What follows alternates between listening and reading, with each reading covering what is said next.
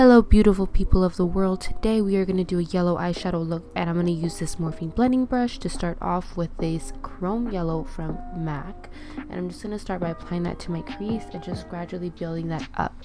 If you feel like it's not going to build up, or you're just like, dude, like, come on, this is not going to turn yellow, just keep building it up, just trust the process and just keep intensifying it, and eventually it'll be as vibrant as you want it to be.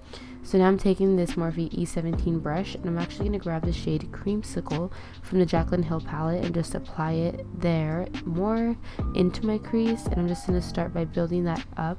And I'm using that color because I want to create like a dimension to my crease.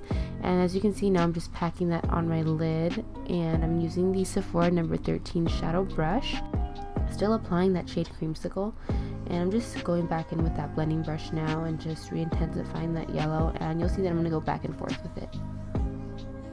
And I'm going to take this Morphe M431 brush, and I'm going to start, and I'm going to kind of highlight my inner corner, but I'm just, instead of like a shimmery highlight, I'm going to use that yellow. The yellow that I'm using is that same MAC chrome yellow shade. I'm just packing that there on my inner corner.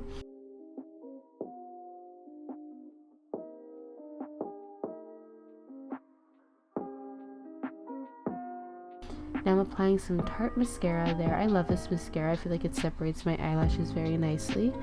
So after that, I'm going to be applying my lashes, and of course I'm using the Obsessed Beauty lashes in Bad B, and they are amazing and I can't stop using them. So I think you guys should go pick them up for sure. Alrighty, well, this is pretty much all of it, and it's really easy, really wearable, and super cute. Let me know what you guys want to see. Don't forget to subscribe on your way out, and I'll catch you guys in my next video.